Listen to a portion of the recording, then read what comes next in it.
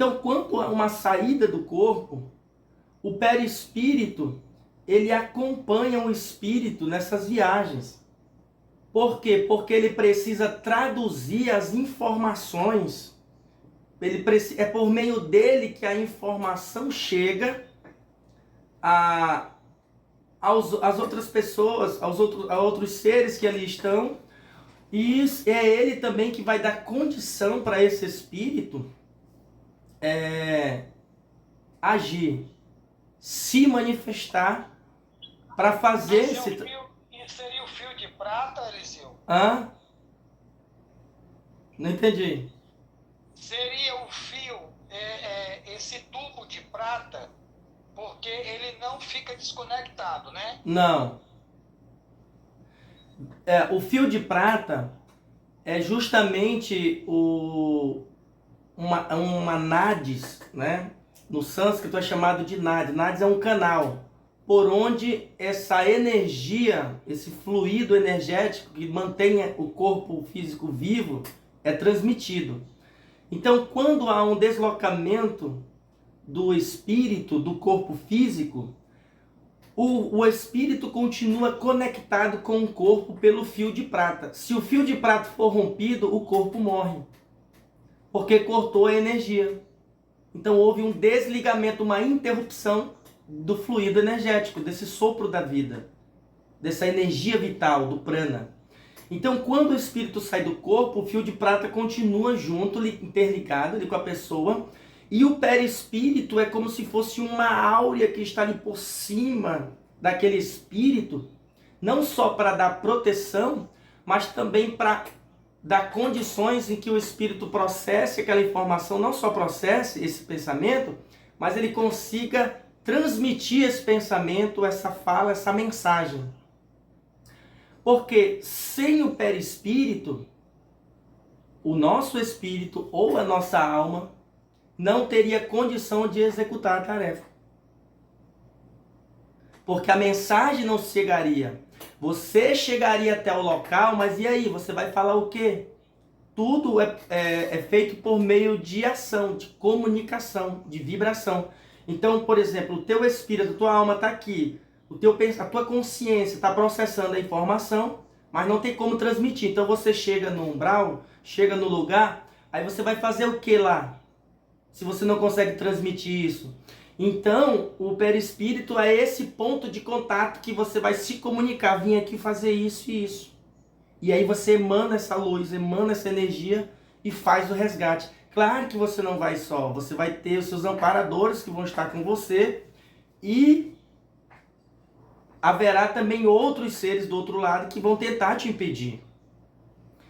Por isso que os Exus, quando vão acompanhando nesse trabalho, na verdade a maioria dos resgates é feito pelos Exus, que são os batedores, são os polícias do campo espiritual, né? Eles são como se fosse o BOP, a tropa de elite. Por quê? Por isso que tem pessoas que associam os Exus a demônio. Por quê? Porque ele se reveste de uma energia densa, pesada. Por que ele tem que fazer isso, essa armadura?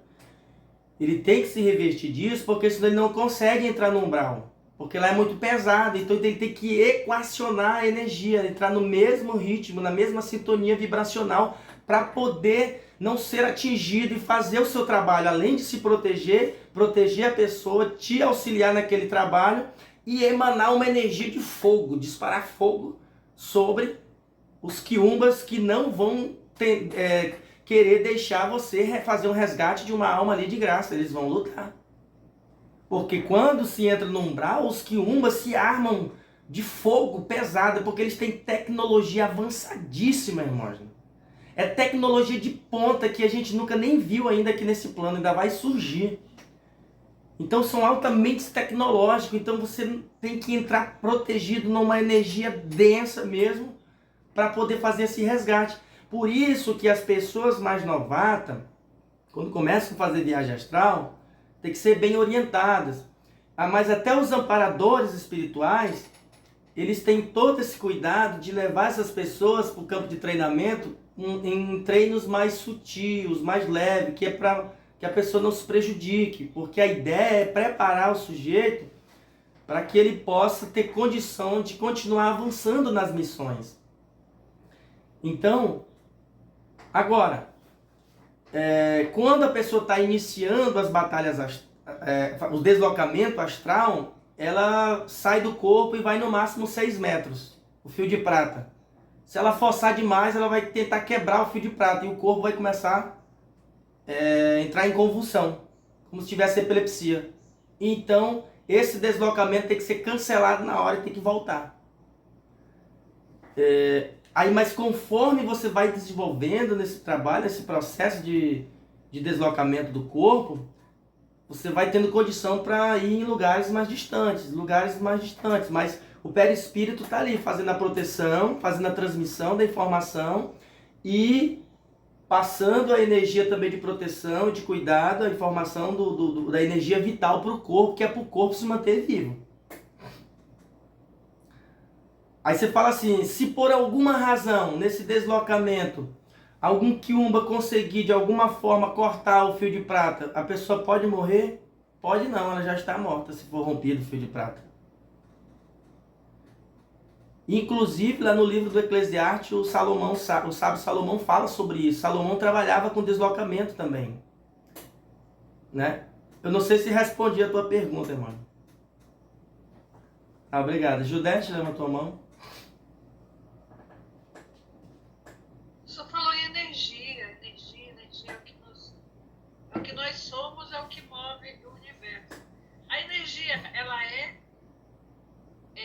assim, a energia tem energia positiva, aí a energia negativa, né? A gente sabe disso. Mas a minha pergunta é, a energia negativa ou positiva, ela se transforma em positiva e negativa conforme a gente vai utilizando? Ou ela simplesmente é? Eu não sei se eu me fiz entender. Veja. Existe energia positiva e energia negativa, ou a energia é? Como a gente manipula ela é que transforma ela em negativa ou positiva?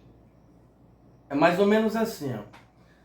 Vamos tentar usar uma linguagem aqui mais prática. Vamos imaginar uma moeda. Uma moeda tem 2 lados.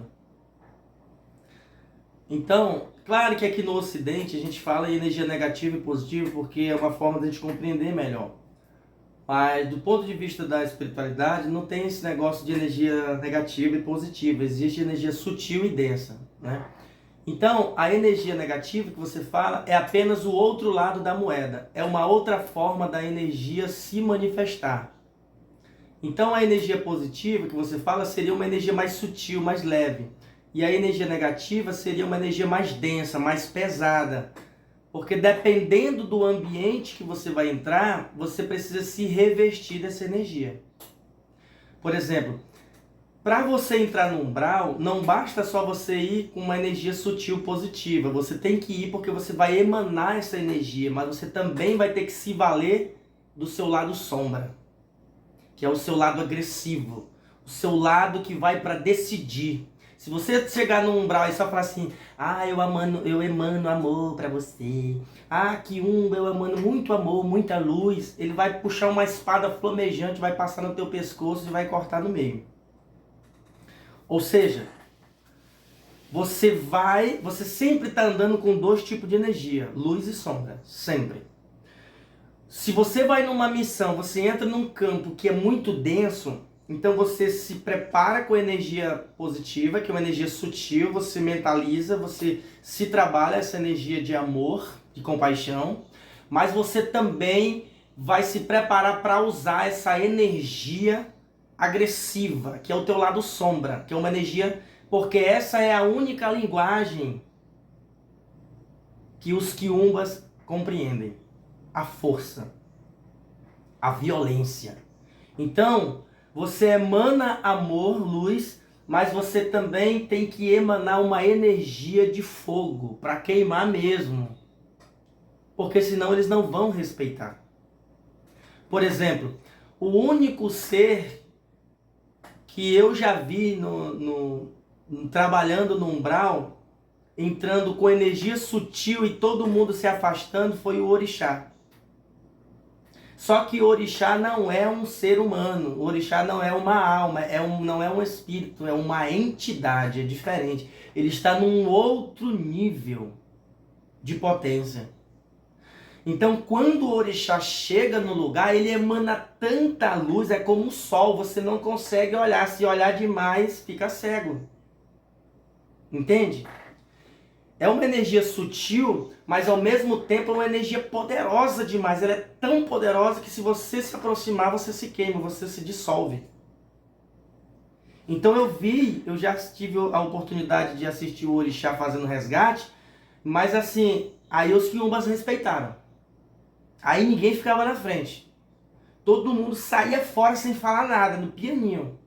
Agora, das experiências que eu já tive de observar e de participar de resgate com Exus, os Exus entravam lá quebrando tudo, trevosos, assim como o Bop, tipo aquele filme Tropa de Elite, que quando entrava assim na favela, quebrando tudo, é desse jeito que eles chegam lá.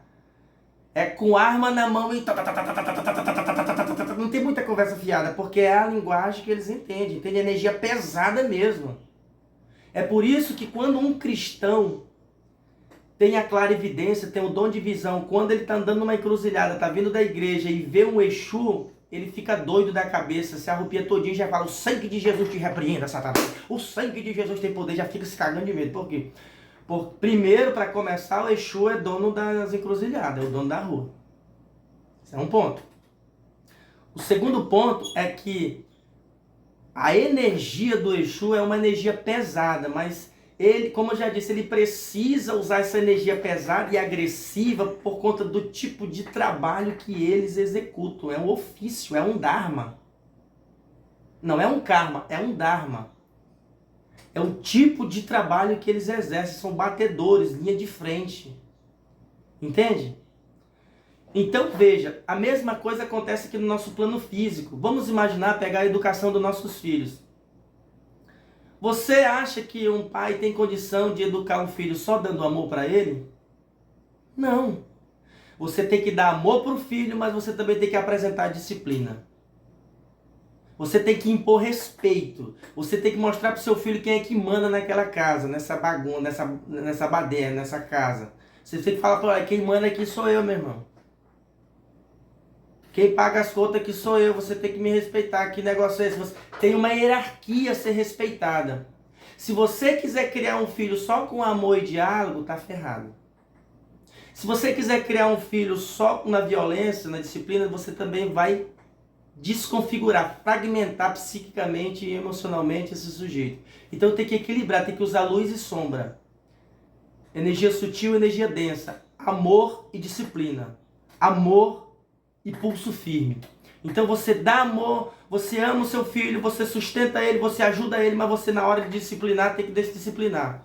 Na hora que tem que fazer ele chorar, você faz ele chorar, porque você sabe que é pro bem dele. É assim que os Exu fazem. E é assim que a gente tem que fazer também. Por isso que a gente, quando a gente estudou sobre a mitologia urubá, naquela época do seminário, eu falei para vocês que a gente jamais deve desprezar a nossa sombra. Até porque a nossa sombra é que contém o nosso registro kármico, as nossas memórias. Tá lá. Toda a trajetória enquanto vida aqui. Então, todo o tempo vou estar com energia, com luz e sombra. Mas como eu já disse, a energia mais densa é só o outro lado da moeda. Então, agora, o que eu alimentar, Judete, mais em mim é o que vai prevalecer. Agora, por que eu não posso alimentar demais a minha sombra? Porque senão eu vou se tornar uma pessoa perigosa, não só para mim, como para a sociedade. Como acontece com os criminosos. Por que uma pessoa se torna criminosa? Porque ele alimentou mais a sombra. Só que a sombra ela é muito perigosa, ela é como a Kundalini. Quando ela se manifesta, você perde o controle. Ela age diretamente no id, no impulso. E aí o sujeito não consegue mais controlar. E ele faz a merda. Quando ele vê, já aconteceu. Então você tem que alimentar mais a energia sutil, positiva, que é para nos dar essa moderação. E aí ela vai acalmando, vai dialogando com a nossa sombra e a gente vai ficando menos impulsivo, menos ansioso, entende? Não é que a gente vai virar um santo. A gente vai sempre, em algum momento, a gente vai quebrar a barraca, em algum momento a gente vai gritar, vai esculhambar, mas passou aquele momento ali, que é um momento humano, né? E não tem nenhum problema nisso, aí vocês voltam para o eixo novamente. Por quê? Eu tenho que ter essa moderação não por conta de uma questão moral, mas por uma questão de bom senso. E a espiritualidade é movida pelo bom senso. Por quê? Porque por meio do bom senso, eu vou poder transitar na sociedade onde eu estou e poder colaborar. Mas isso não vai me impedir de dizer uma verdade para alguém ou dizer um não. Por exemplo, como eu disse no início, a doutrina ou o dogma de uma instituição religiosa, ela vai te colocar medo em você dizer um não para alguém. Quando alguém te pede um favor lá da tua igreja, lá da sei lá da onde, obrigatoriamente você acha que tem uma obrigação de dizer um sim para aquela pessoa. Às vezes você nem pode fazer aquilo por ela, mas fica com vergonha de dizer não. E aí a espiritualidade vai dizer diferente. Se você puder dizer sim, você diga. Se o momento for para dizer não, diga não também. Jesus falou isso. Jesus disse: e a vossa palavra seja sim, sim, não, não. Se for para dizer sim, você diz sim. Se for para dizer não, você diz não. Ah, professor Eliseu, mas aí se eu disser não, a pessoa ficar com raiva de mim. O problema é dela. Se você diz sim para alguém, mas internamente a intenção era dizer não, você está sendo hipócrita. E essa hipocrisia vai servir de pedra de tropeço na tua jornada. Então, no processo da espiritualidade, dessa jornada de evolução, também a gente vai passar pelo processo de desconstruir essa crença do medo da opinião dos outros, do medo de não poder dizer o não para alguém. Por que eu não posso dizer o não para alguém se a vida todos os dias diz um não na minha cara? Se você pensar, todo dia a vida diz não pra gente. A gente que ainda é teimoso e continua existindo. Imagine você, Judete, que trabalha numa empresa que não tem alma, né? Que é um sistema cruel. Todo dia, o teu patrão, o teu chefe, os clientes, todo dia alguém está enchendo o teu saco, todo dia alguém está dizendo não, e você tem que dizer um sim tentando resolver. Problema. Você tem que resolver. É a vida te dizendo não. E você vai ter que lidar com isso e saber lidar com isso para continuar no seu trabalho, cumprindo o seu dharma. Entende? Então, quando chegar um momento em que alguém precisar de você, pedir alguma coisa e você não quiser ajudar, você simplesmente vai falar para a pessoa: olha, eu não posso fazer isso. E pronto, acabou. Só que você não vai dizer o não e vai ficar 20 minutos se justificando para a pessoa não. Não se justifique, só fale não e pronto, acabou. Porque se justificar significa que ainda existe enraizado uma crença da necessidade da aprovação social do outro. Eu quero me justificar para o outro não pensar mal de mim. Gente, a mente da pessoa é livre, ela pensa o que ela quiser, isso é um problema dela. Agora, você tem que ter a segurança de saber quem você é. Por isso que esse processo de despertar é um retorno para a nossa essência, que é pura. Que não vê maldade em dizer um sim, nem vê maldade em dizer um não. Porque um não e um sim não é bom e nem é ruim. Vai depender da perspectiva de quem olha, de como você olha. É por isso que na filosofia budista não existe notícias boas e nem ruins. Toda notícia é apenas uma notícia. Agora, como eu recebo essa notícia e traduzo ela, é que vai dizer se ela pode ser ruim ou boa para mim. Depende da perspectiva. Mas, o que eu quero dizer com isso? Eu não quero dizer que a gente tem que sair se transformando, não. Eu quero dizer que nós estamos num processo diário de desconstrução e reconstrução. Desconstrução e reconstrução.